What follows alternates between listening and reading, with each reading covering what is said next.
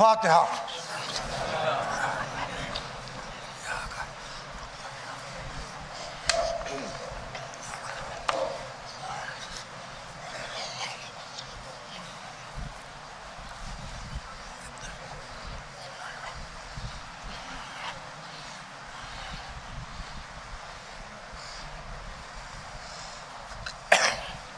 اعوذ باللہ السمیع العلیم من الشیطان اللعین الرجیم، بسم اللہ الرحمن الرحیم، الحمد للہ المنعم المنان الظاہر فی کل شیء بالبینۃ والبرہان والباطن لکل شیء بالاحاطۃ والسلطان والمتکلم بلا جوارح فی التوراۃ والانجیل والزبر والفرقان والصلاة والسلام علی من انزل علیہ القرآن النبی الامی العربی القرشی المکی المدنی البطحی الابتحی الطحامی الدافع جیشات الاباطیل والدامغ صولات الاضالیل معلن الحق بالحق ابی القاسم محمد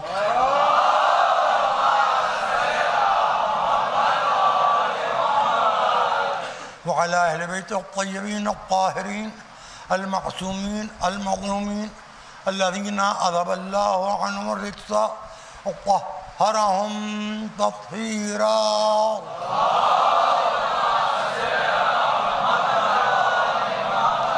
أما بعد فقد قال سبحانه وتعالى في محكم كتابه المجيد ومتقن خطابه الحميد وقوله الحق: قل هل يستوي الذين يعلمون والذين لا يعلمون. صلوات محمد.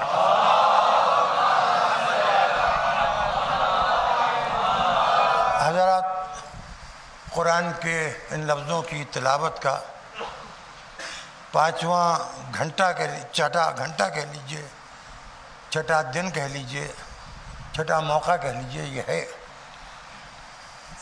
اور رسم ترجمہ ادا کر رہا ہوں، ورنہ ترجمہ تو ماشاءاللہ 12 14 13 برس کے بچوں کو بھی یاد ہو چکا ہے کہ اے رسول ان سے کہہ دیجئے. اب یہ کون ہیں جو بھی رسول کی سماعت کی عزت پائیں؟ بھئی فرض کیجئے کہ میں جو بات کہہ رہا ہوں انہی سے تو کہہ رہا ہوں جو سن رہے ہیں، جو یہ ٹیکسیاں لیے ٹہل رہے ہیں، جو مثلا بہت تیزی سے نکلے چلے جا رہے ہیں، کار پر جا رہے ہوں، 3 ویلر پر جا رہے ہوں، 2 ویلر پر جا رہے ہوں، پیدل جا رہے ہوں، جو جا رہے ہیں ان سے تو میں کچھ کہہ نہیں رہا ہوں، جو مجھ سے بات سن رہے ہیں انہی سے کہہ رہا ہوں. تو اب جو کہے گا محمد رسول اللہ اس کو سننا پڑے گی،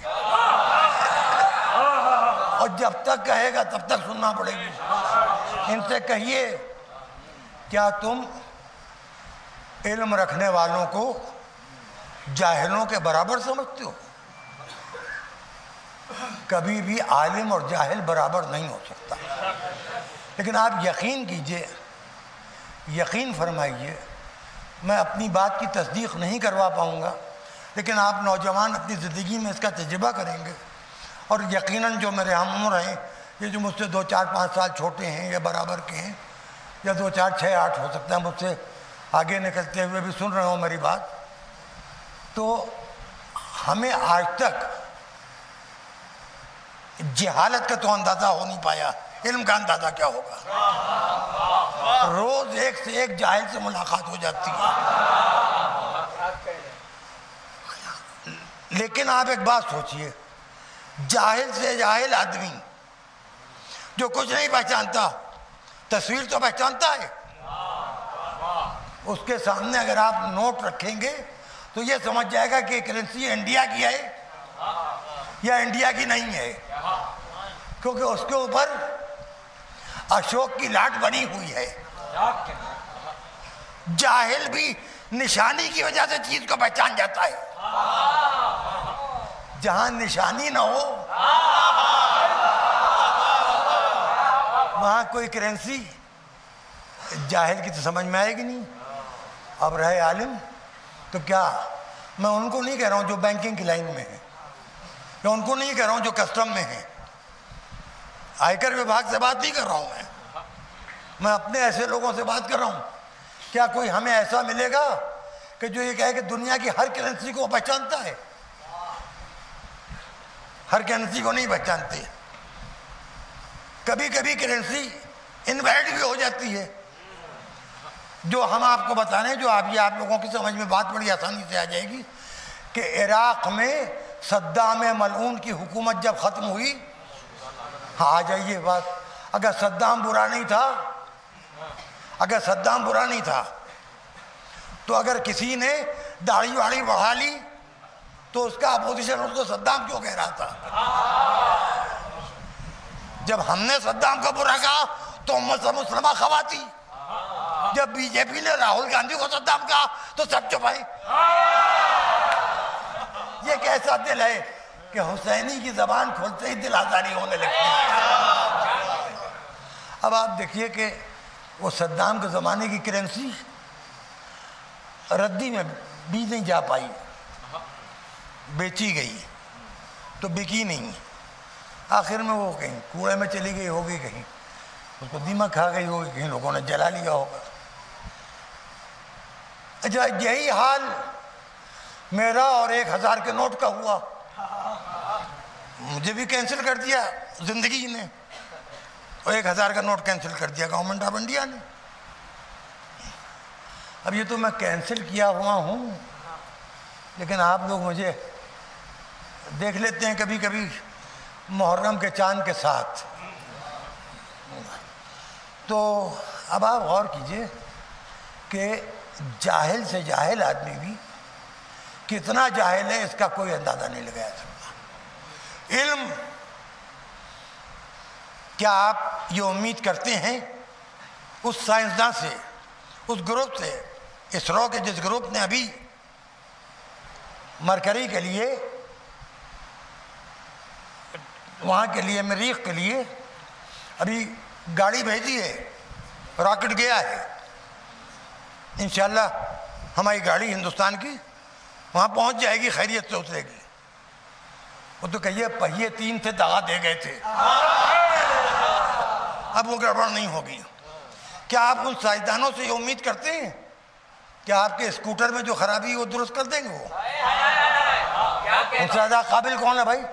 ہمارے ملک کی عزت ہے، ساری دنیا میں احترام کی نظر دیکھے جانے.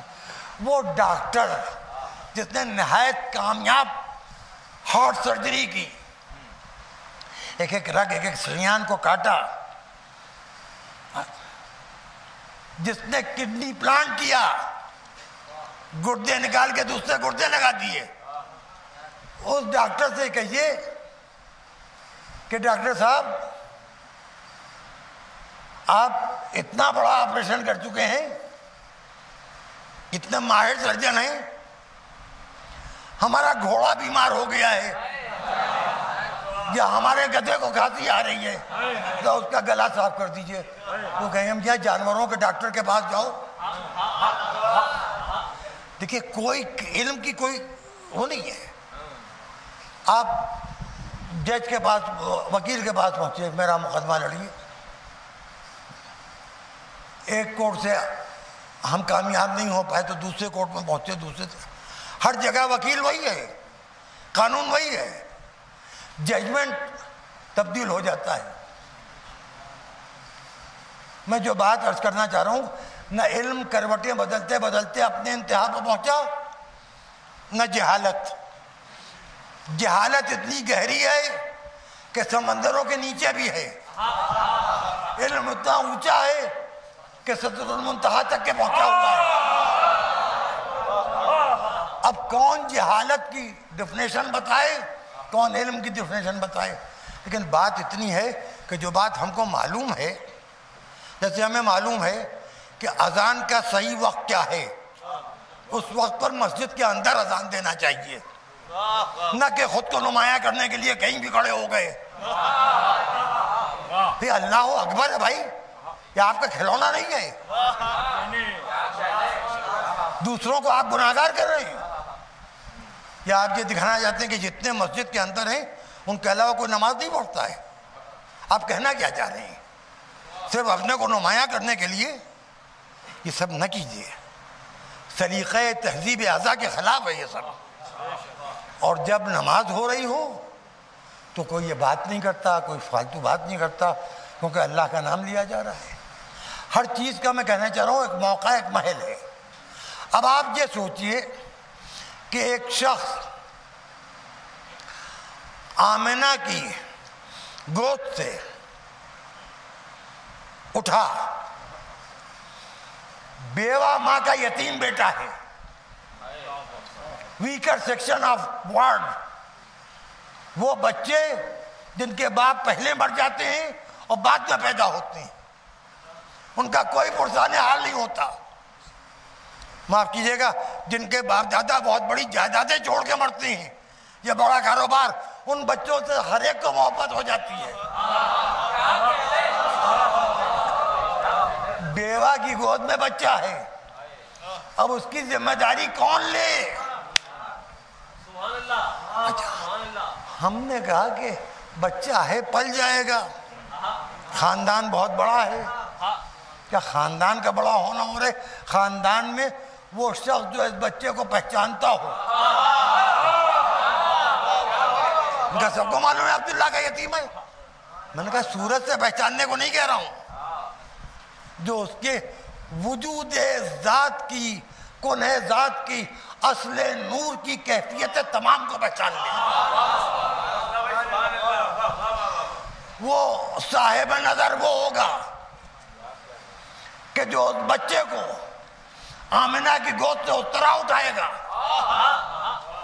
جیسے کسی پھول کو کوئی ذمہ دار مالی احتیاط کے ساتھ سنبھالتا ہے کہ یہ کلی مکمل طور پر کھل جائے, بکھرنے نہ پائے.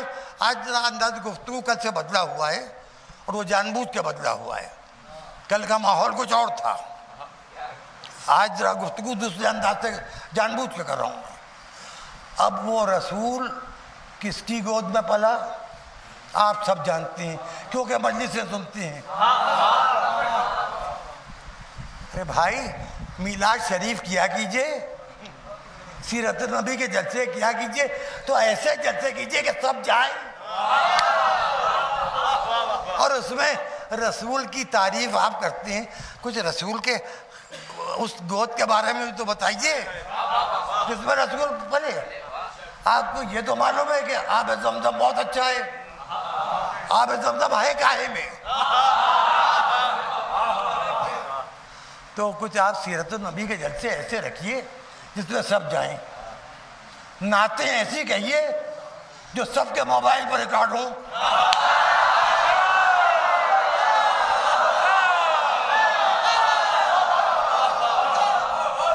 اب آپ مکار, غدار, عیار,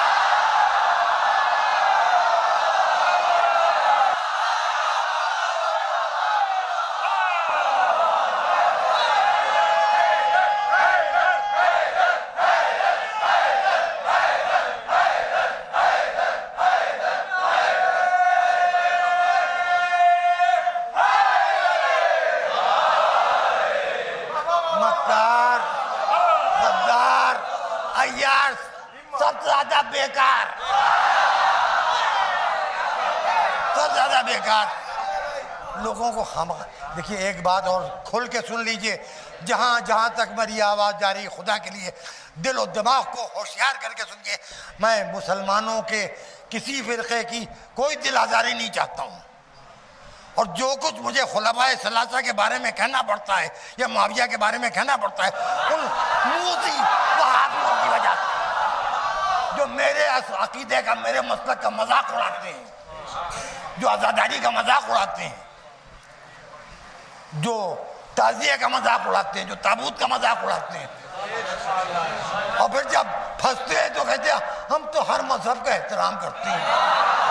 ٹی وی چینل پر بیٹھ کے یہ کہہ دینا کہ ہمارے دھرم کو مانتے ہیں اور سب کا احترام کرتے ہیں اور بات ہے. آپ کیا بھی محترم لوگ ہیں, آپ کو اصحاب رسول کا ذکر کرنا ہے تو ان اصحاب پائیے جن میں ہمارے آپ کے درمیان اتحاد ہو. نہ آپ اختلافی احزاب کے فضائل بیان کیجئے، نہ ہمیں ان کی کمیاں بتانا پڑیں. ہمیں آپ کی فکر نہیں. ہم ڈرتے ہیں کہ ہمارے بچے کہیں خدا نہ کرے ان صحابہ کی سیرت کو نہ چل پڑے. ہم نہیں چاہتے کہ ہمارے بچے شرابی ہوں، ہم نہیں چاہتے کہ ہمارے بچے بدکردار ہوں.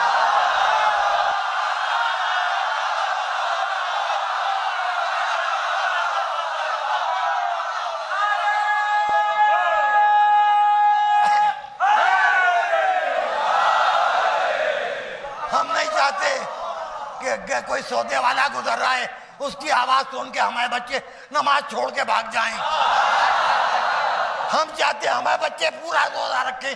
ہم نہیں چاہتے ہمارے بچے جلدی جلدی روزہ توڑ دیں.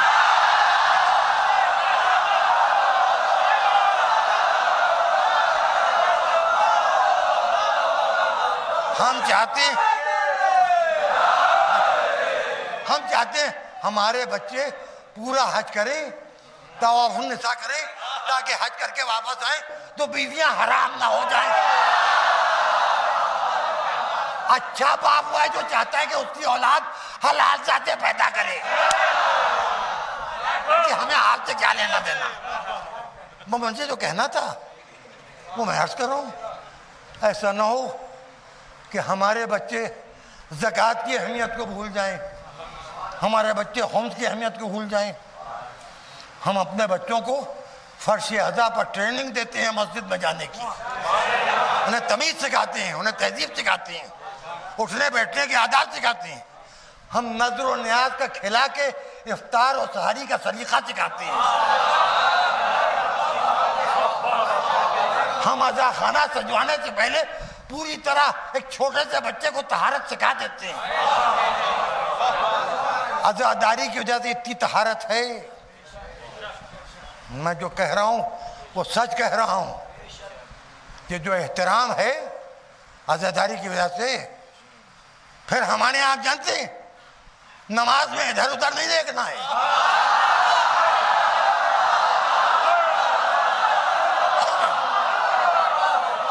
خون حسین کے صدقے میں ہمیں ایسی مٹی مل گئی کہ سجدگاہ سامنے رکھ کے نگاہیں سجدگاہ پر رکھتے ہیں.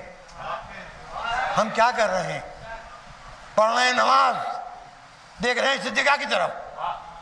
اب کوئی ادھر ہو ہمیں کیا فکر، کوئی ادھر ہو ہمیں کیا فکر، کوئی آگے ہے ہمیں کیا فکر، کوئی پیچھے ہمیں کیا فکر. ہماری نظر سجدگاہ پر ہے. ہم جماعت کی نماز پڑھ رہے ہیں تو ہمارے عادل کو وجیح ہونا چاہیے، خوش الحان ہونا چاہیے. صحیح النسب کی شرط ہے. ارے میاں ہماری تو مشکل یہ کہ 17 رکعت نمازوں کا امام بھی صحیح النسب ہونا چاہیے. اب اس وقت مجھے ایک بات پوچھنے دیجئے،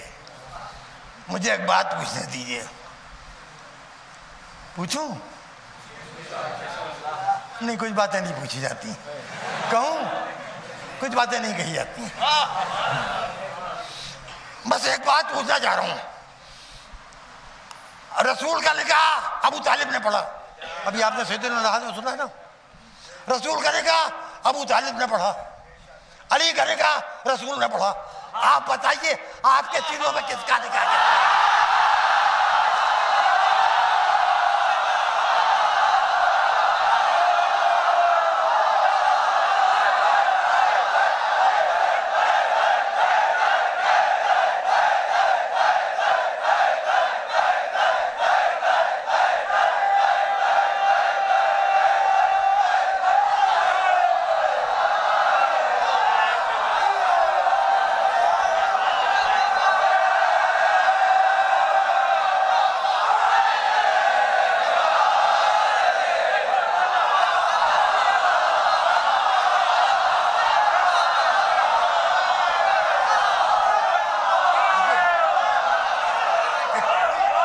سوالیہ نشان ہے.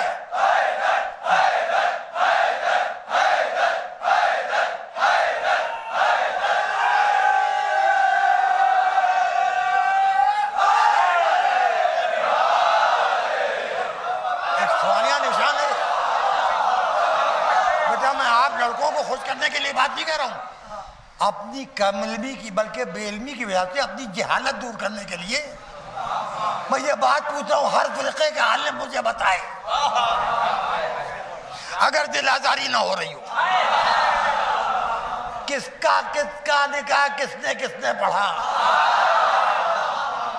اگر نکاح نہیں ثابت ہے تو آپ کیوں اپنے کو سبک کر رہے ہیں؟ علی کے سامنے، حسین کے سامنے آپ اپنا 1.5 چھٹاک کا جرار لے کے چلے آ رہے ہیں۔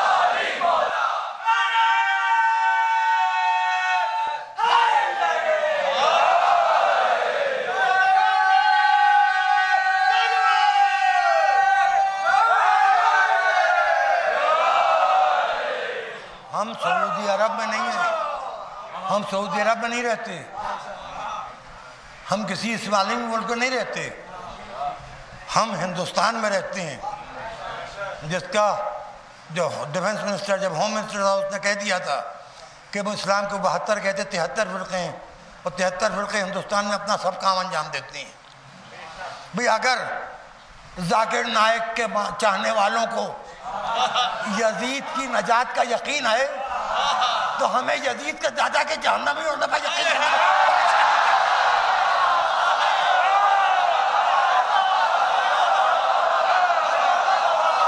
کیا آپ اپنا کام کیجئے، ہم اپنا کام کریں۔ اچھا اس میں لڑائی جھگڑے کی کیا بات ہے، خفا ہونے کی کیا بات ہے؟ ہم اتنا پوچھ رہے ہیں کہ آپ کے جو آئیے ہٹائیے اور کم کیے دیتا ہوں، ہلکا کیے دیتا ہوں معاملہ۔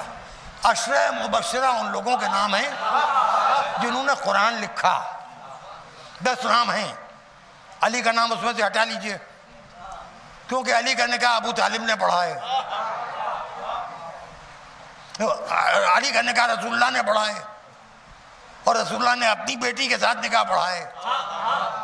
اب اور نکاح تو آپ نے نانے کس کس کی بیٹیوں کے ساتھ کروائے ہیں، وہ اپنی جگہ پر۔ رسول کا پڑھا ہوا نکاح ایک ہی ہے جو علی و ابو طالب کا ہوا۔ اب ہم یہ جاننا چاہتے ہیں، ہم بھی مسلمان ہیں، بہرحال ہم بھی آپ ہی کی طرح لا الہ الا اللہ کہتے ہیں، ہم بھی آپ ہی کی طرح محمد رسول اللہ کہتے ہیں۔ یہ الگ بات ہے کہ غدیر سے ہمیں عادت پڑ گئی علی ولی اللہ کہنے کی، کیونکہ غدیر میں جب جلدی چلے گئے تھے ہمیں بھاگنے کی عادت نہیں تھی، ہم رکے رہے، نہ ہم غدیر کے میدان سے بھاگے نہ خیبر کے میدان سے بھاگے، تو ہم نے پوری بات سنی، ہم علی ولی اللہ کہنے لگے۔ تو ہم میں آپ میں فرق یہی ہے کہ ہم علی ولی اللہ کے بغیر نہ کلمہ پڑھتے ہیں نہ اذان دیتے ہیں۔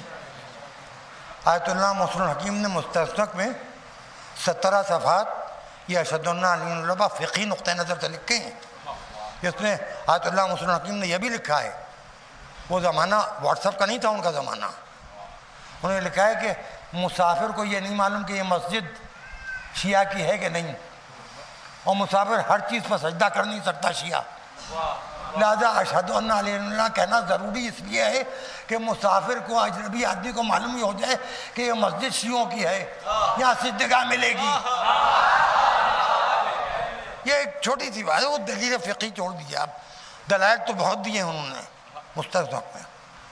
اچھا اب آئیے ایک بات یہ بتائیے کہ اشہد ان علی اللہ کہنے سے آپ کو خفگی کیا ہے، ناراض کس بات پہ ہیں آپ زیادہ سے زیادہ یہی تو کہہ سکتے ہیں کہ ہم نے اذان میں اضافہ کر دیا، تو آپ کے یہاں بھی ہوا ہے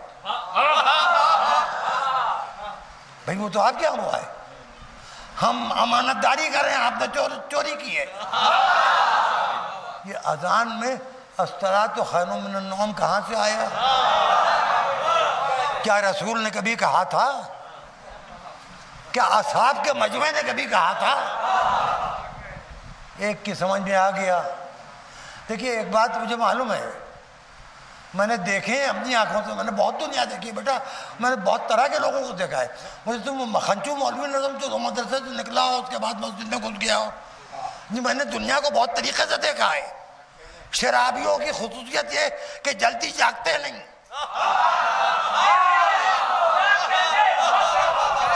بوڑھا آدمی بھی، ہم بوڑھوں کی آنکھ بڑی جلدی کھلتی ہے، ذرا سی 8 بجے جاگ جاتے ہیں۔ ہم بوڑھوں کو تو نیند بھی بڑی مشکل سے آتی ہے، وہ آ گئی تو آنکھ کھل جاتی ہے، ذرا سا کوئی کمرے میں داخل ہوا، ذرا سا دروازہ کھلا بند ہوا، ہلکی سی آہٹ ہوئی، جاگ گئے۔ لیکن بوڑھے شرابی بے ہوش پڑے میں، خدا کی قسم کہنا نہیں چاہیے، اگر نہیں کہوں گا، زیادہ سخت ہو جائے گی، نہیں زیادہ نہیں ہونا چاہیے، وہ کچھ زیادہ ہو جائے گی۔ برحال کہنے کا مطلب یہ کہ خدا نہ کرے کوئی ایسے نشے میں پڑا ہو ہاں کہ اس کے پہلو میں ایک کتا لیٹا ہوا ہے،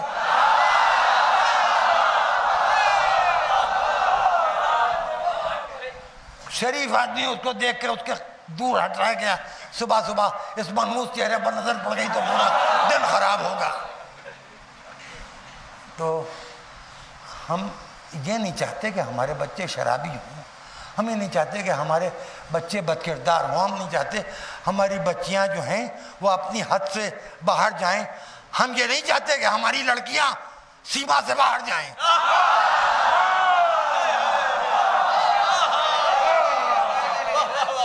ہم اپنی بیٹیوں کی بھی عزت کرتے ہیں اور ہم اپنے بچوں کی بھی عزت کرتے ہیں، تو ہم اپنے بچوں کو سمجھاتے ہیں، تو کیا ہم اپنے بچوں کو کہیں اور سمجھنے کے لیے بھیج دیں؟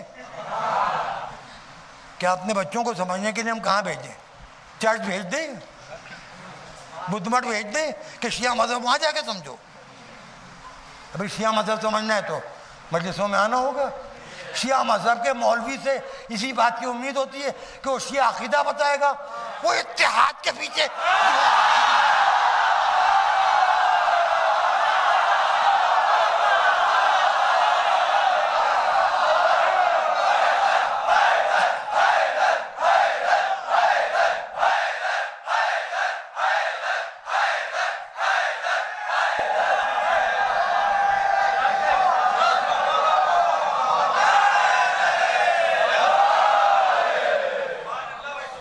اگر ہمیں ماضی میں ہمارے بزرگوں نے یہ نہ بتایا ہوتا، ہمارے سوسائٹی نے، ہمارے معاشرے نے ہم کو سمجھایا ہے۔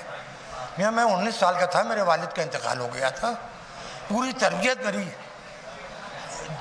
میں یہ ان علماء کے نام نہیں لوں گا کیونکہ میری جہالت ان علماء کے نام پر تہمت ہے، لیکن بہرحال ایک آزادار ماحول میں پلا بڑھا ہوں۔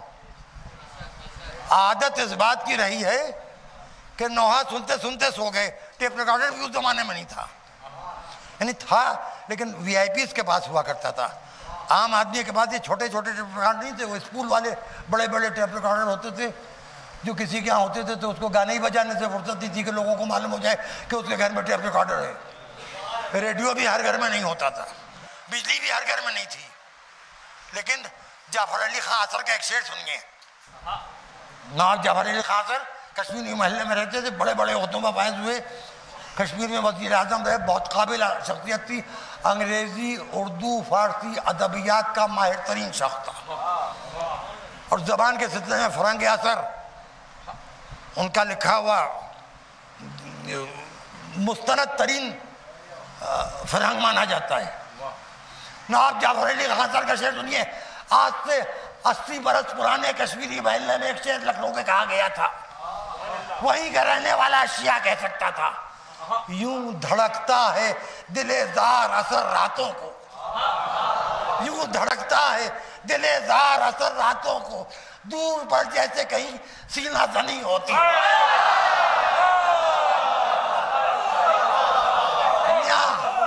نوحہ ہماری لوری، نوحہ ہماری اذان صبح، نوحے سنتے سنتے سو گئے،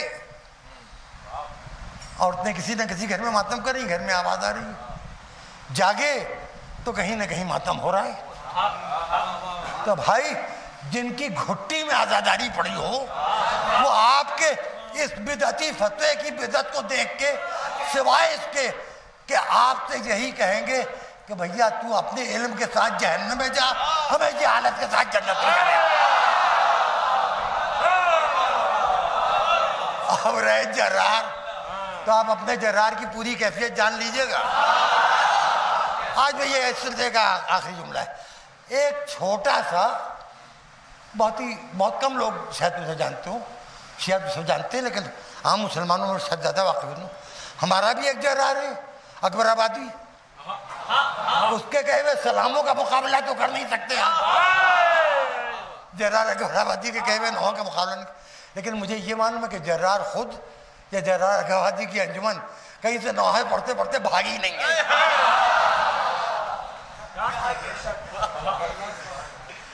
دیکھیں یہ سب چیزیں ہیں، سوال یہ ہے کہ آپ مسلسل اعتراض کر رہے ہیں۔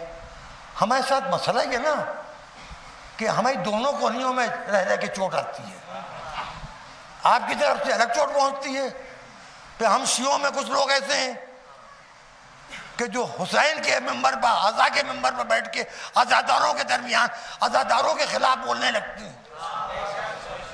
تو دیکھیں ہمیں تو مجبوراً دو سپریں رکھنا پڑتی ہیں، ایک ان کے لیے، سنیوں کے لیے نہیں، ایک ان کے لیے جن کو علی و حسین لکھا ہوا دکھائی دے ان کا خون جلنے لگتا ہے، دوسرے ان کے لیے جن کو جو کالے کپڑوں میں وہ بے نمازی نظر آتا ہے، جو کالے کپڑوں میں وہ شریعت کا مخالف ہے، جو کالے کپڑوں میں وہ بے روزگار ہے، جو کالے کپڑوں میں وہ دین کے خلاف ہے، جو کالے کپڑوں میں وہ ماتم کرتا چلا جا رہا ہے اور کچھ کرتا ہی نہیں ہے۔ میاں تم سے مانگ کے تو ماتم کرتا نہیں ہے، وہ میں کچھ دہی کے ماتم کرتا ہے۔ بھئی ہمیں کوئی ایسا مولوی ابھی تک کے نہیں ملا کہ جو مجلسیں پڑھتا ہو اور بانیان مجلس کو پیسے دیتا ہو کہ لیجئے سارا انتظام ہماری طرف سے کیجئے۔ میاں آپ کے کہہ دینے سے ہر سال عزاداری بڑھ رہی ہے، آپ کہنے اصلاح کر لیجئے، اصلاح کر لیجئے، اور اماموں کے اقوال سنا سنا کے آپ کہہ رہے ہیں اماموں کی سیرت پہ، کہاں اماموں کی سیرت پہ چل رہا ہے؟ امام سوا عربی میں بولتے تھے، آپ ہی مجلس عربی میں پڑھ گئے، آپ نے تو بھاشا بدل دی، کہاں چل رہے ہیں امام کی سیرت کا؟ معاف کیجیے گا اردو میں مجلسیں پڑھ لیں، اردو بھی آپ کی صحیح نہیں ہے۔ دیکھیے میں مہذب اسکول کا آدمی ہوں، پہلے صاحب رشید کا جاننے والا ہوں، اور میں ان لوگوں میں پڑھا ہوں جنہوں نے اردو کو سنوارا ہے۔ میں خود جاہل ہوں مگر رہا عالموں کے بیچ میں ہوں، چاہے وہ زبان کے عالم ہو چاہے معیاری ادیب ہو۔ میں خدا کی قسم جن گودیوں میں بیٹھا آج ان کی خبروں پر جانا بھی ثواب ہے، یقین کر لیجیے آپ۔ پرانا آدمی ہوں، سب کو جانتا ہوں،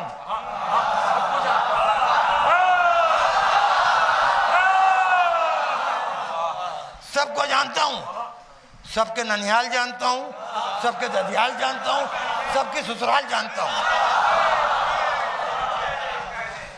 میرے سامنے اتنی بات سن لو، زندگی کا بھروسہ نہیں، یہ نہ سمجھنا کہ بڑے میاں زندہ ہیں تو جواب دے رہے ہیں، یہ انتظام ادھر سے ہوتا ہے۔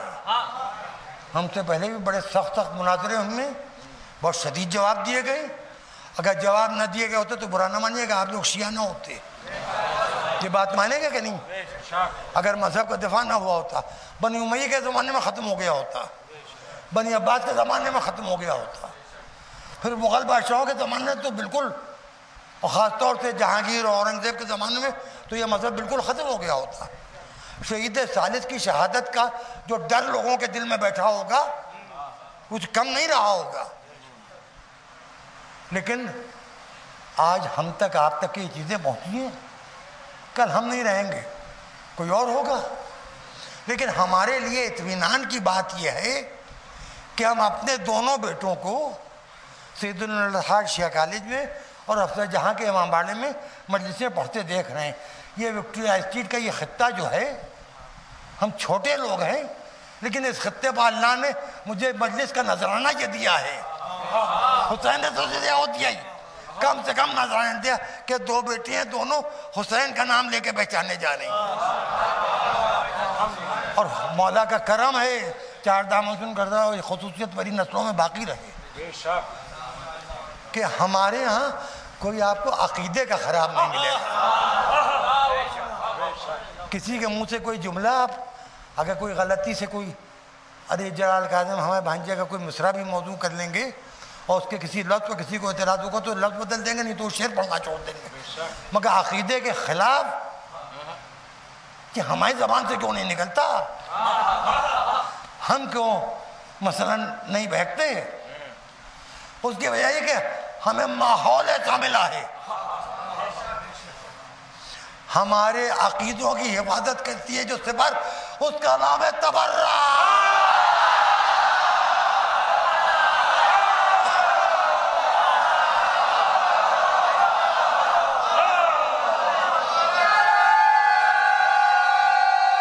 حیدری، نعرہ حیدری.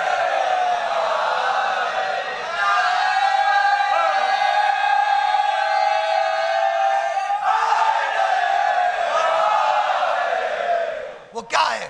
خدا شیطان پر لعنت کرے، خدا قابیل پر لعنت کرے، خدا فرعون پر لعنت کرے، خدا نمرود پر لعنت کرے، خدا غدار حواری عیسیٰ پر لعنت کرے، خدا رسول کو پریشان کرنے والوں پر لعنت کرے، اور رسول کی وصیت کو بھلا کے ادھر ادھر جانے والوں پر.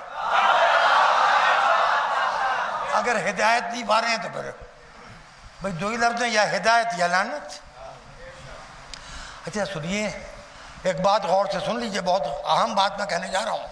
ایک بات سن لیجئے، اگر عزاداری کی وجہ سے یہ یقین ہو جائے کہ حسین کا ماتم کر کے حسین پر رو کے ہمیں جہنم میں جانا ہے، تبھی جہنم میں جانے پر تیار ہو جائیے گا، عزاداری نہ چھوڑیے گا.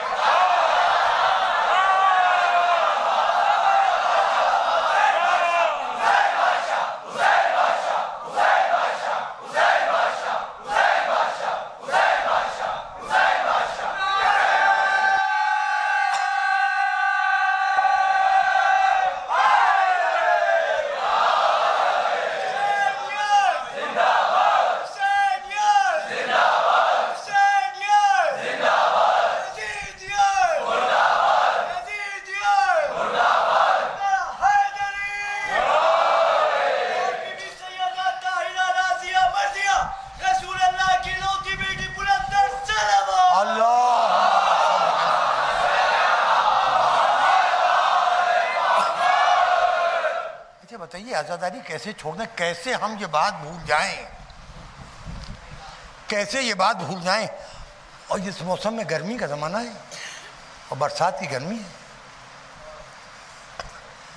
عرب کی گرمی 50-55 ڈگری سیلسیس تک پہنچ جانے والا ٹمپریچر، اس میں 6 مہینے کا بچہ پیاسا تھا. اس میں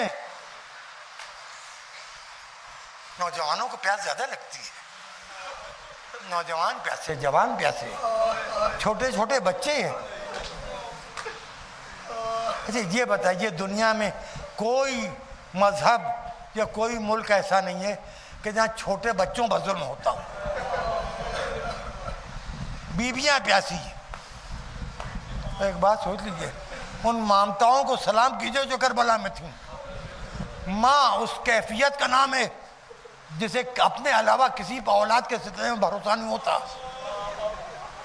اگر بچہ ذرا سا کسی دوسرے کی گود میں رو دے تو ماں تڑپ جاتی ہے، وہ گود سے واپس لے لے گی بچے کو. آپ سوچئے کربلا کا کیا ماحول تھا، اور پھر اس کربلا میں کیا نہیں تھا. شبیہ قرآن علی اصغر، شبیہ رسول علی اکبر، شبیہ علی عباس،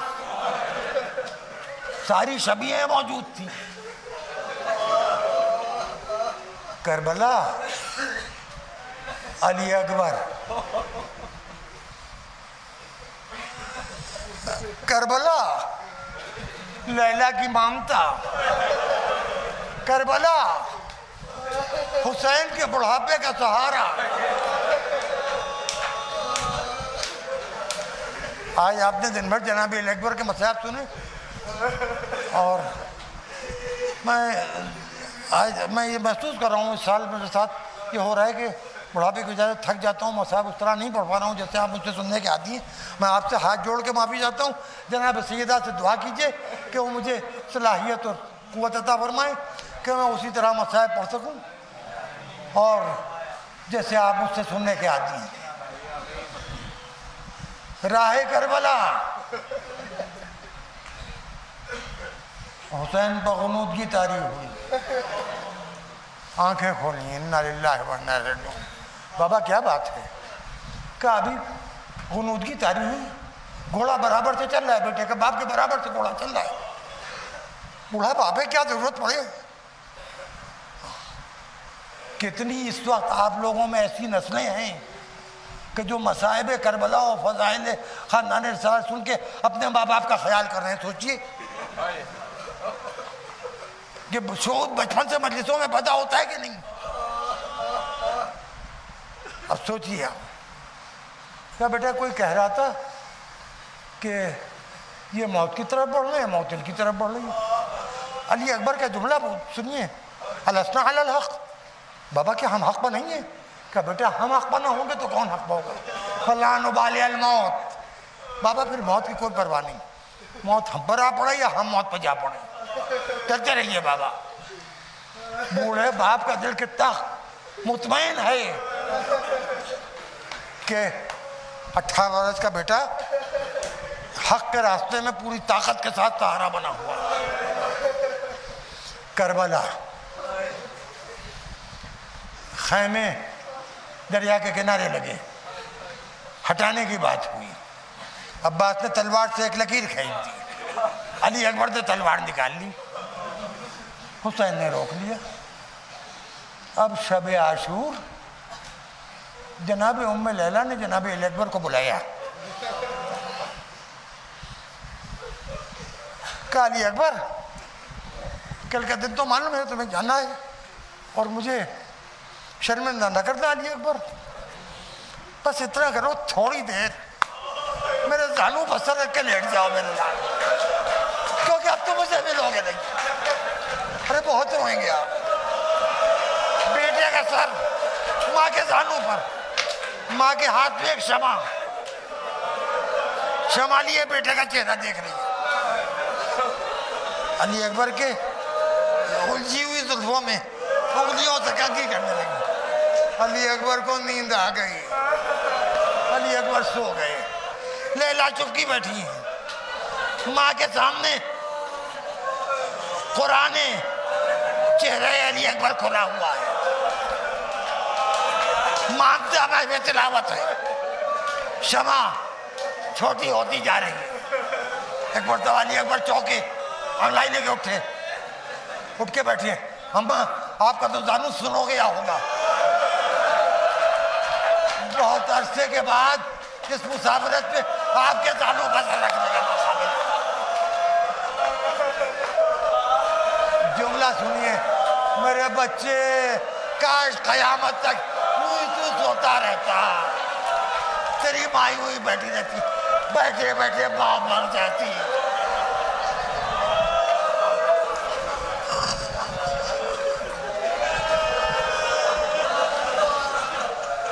صبح عاشور، بابا پہلے مجھے کرو جاؤ، ٹھہرو۔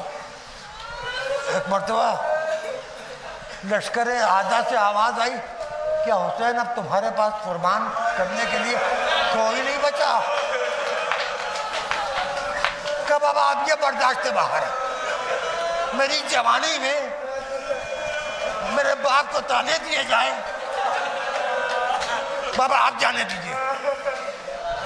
جا کے ماں سے اجازت لے لو، جناب ام لیلا کے پاس پہنچے، لیلا نے سراپا دیکھا، بیویوں تمہیں اپنے بچوں کے واسطہ سوچو، اگر تمہیں یہ بچہ تمہارا کہے ہم جا رہے ہیں ہمیں چوٹ لگے گی، کیا تم اپنے بچے کو جانے دو گی گھر سے باہر؟ خراش آئے گی، تھوڑی سی چوٹ لگے گی. ماں سے بیٹا کہہ رہا ہے مرنے کی اجازت. علی اکبر سے پہلے، کربلا سے پہلے نہ اولاد نے ماں سے اجازت مانگی، نہ ماں نے اولاد کو مقتل میں بھیجا. ام لیلا غور سے چہرہ دیکھتے دیکھتے، یہ علی اکبر تمہیں تو شہزادی زینب نے پالا،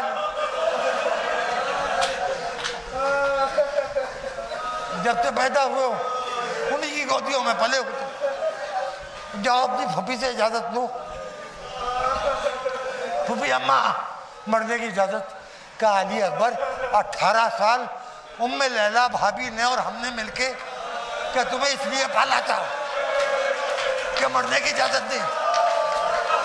جملہ سنیے گا. کہتے ہیں پھوپھی اماں کہیے تو نہ جاؤں،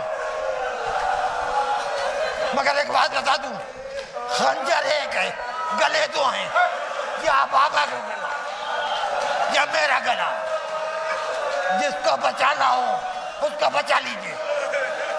زینب اپنی اجازت کی. جاؤ علی اکبر جاؤ، اللہ بھیا حسین کو سلامت رکھے، جاؤ. حمید ابن مسلم لشکر یزید کا واقعہ نگار ہے. وہ لکھتا ہے کہ خیمے کا پردہ اٹھتا تھا گرتا تھا، اٹھتا تھا گرتا تھا. ایسا محسوس ہوتا تھا کہ بھرے گھر سے جوان کی بیعت نکلتی.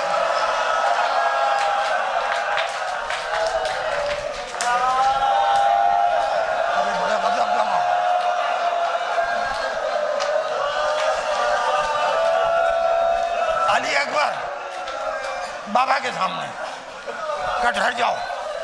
بچے کے شانوں پہ ہاتھ رکھا، آسمان کی طرف دیکھا.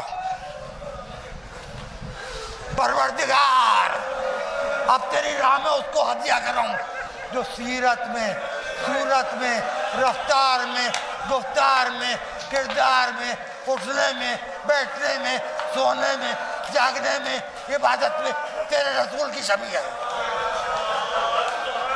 پروردگار میری یہ قربانی قبول کر لے. علی اکبر گھوڑے پہ بیٹھے. کہا بابا اب آپ تشریف لے جائیے، میں جا رہا ہوں. کہا علی اکبر جاؤ. تھوڑا سا گھوڑا آگے بڑھا، علی اکبر کے کانوں میں ایک مزمحل آواز آئی، یا بنیا مہلن مہلا، یا بنیا مہلن مہلا، یا بنیا مہلن مہلا. میرے لال آہستہ، میرے بچے آہستہ، میرے جگر کے ٹکڑے آہستہ. مڑ کے دیکھا کمر تھامے چلے آ رہے.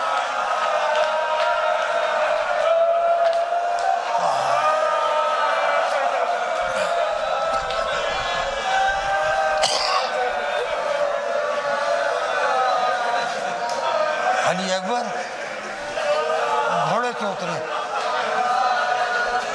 کہا بابا جب آپ نے اجازت دے دی تو آپ پیچھے پیچھے کیوں آ رہے ہیں؟ علی اکبر تم صاحب اولاد نہیں ہو، تم کیا جانو باپ کا دل کیا ہوتا ہے. میرے بچے تم کو کیا خبر باپ کا دل کیا ہوتا ہے. علی اکبر جب تک میرا تمہارا سامنا رہے مڑ مڑ کے مجھے دیکھتے رہنا.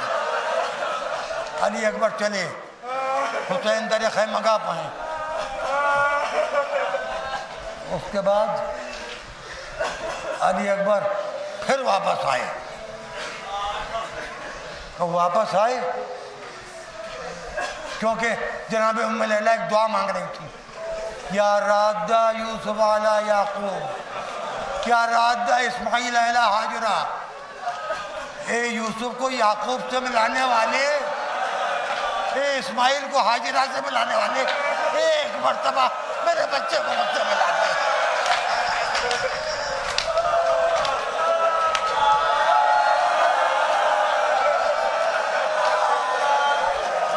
پیاسی کی ماں کی دعا قبول ہوئی. علی اکبر آئے. بابا یہ زرے کا وزن، یہ زرے کا لوہا تپ رہا ہے، گرمیاں آن مارے ڈالتی ہے. پیاس جان لیے لیتی ہے. کہا علی اکبر اپنی زبان ذرا میرے دہن میں ڈالو. علی اکبر نے زبان حسین کے دہن میں ڈالی اور کہا اے بابا آپ کی زبان پر تو کاٹے پڑے, اے بابا آپ کی زبان پر کاٹے پڑے. ہاں میرے بچے, تم اپنی پیاس مجھ سے بیان کرو, میں اپنی پیاس کس سے بیان کروں. انگوٹھی اتار کے دی کہ اس کو دہن میں رکھو. اب سنیے, میں زیادہ مصائب نہیں پڑھوں گا مگر آپ روئیں گے بہت. اب علی اکبر پھر سے دو بار رخصت ہوئے علی اکبر. اب جو علی اکبر جانے لگے, گھوڑے پر سوار ہوئے, روانہ ہوئے, ادھر حسین نے خیمہ گاہ کے دروازے پا کے کہا لیلا, یہ پہلی فرمائش کسی ماں سے ہو رہی ہے. ماں بہنوں بیٹیوں سنو, پہلی فرمائش کسی ماں سے ہو رہی ہے. لیلا اب علی اکبر کی واپسی کی دعا نہ مانگو, تھوڑی دیر میں عصر کا وقت آ جائے گا.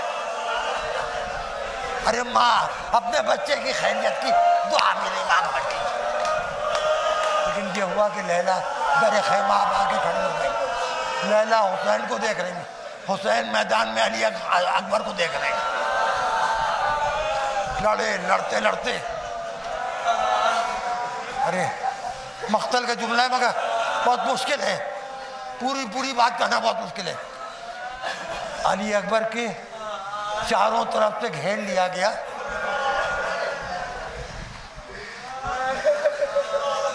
اس کے بعد آپ کو بتاؤں, علی اکبر کے دور سے نیزے اور تیر مارے گئے, قریب آ کے تلواریں ماری گئیں. علی اکبر, ایک جملہ سنیے گا, اختاؤ ہو اربان اربا, علی اکبر کے جسم کو تیروں سے چھلنی کر دیا گیا, تلواروں سے لہو لہان. گھوڑے سے گرنے لگے تو یہ نہیں کہا بابا آئیے, یا ابتا علیکم من السلام, بابا بیٹے کا آخری سلام.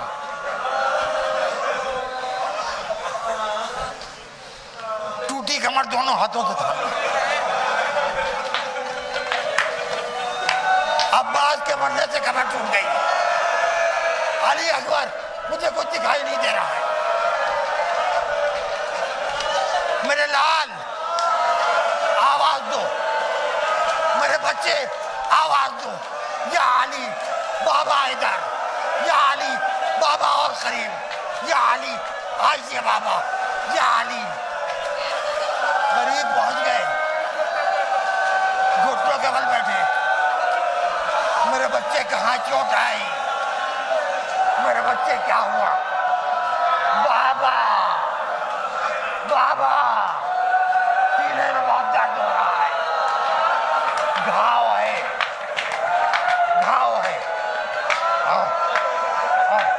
میرا ہاتھ کانپتا ہوا, رکھو کہاں پر, انگلیاں گئی, گھبرا کے ہاتھ.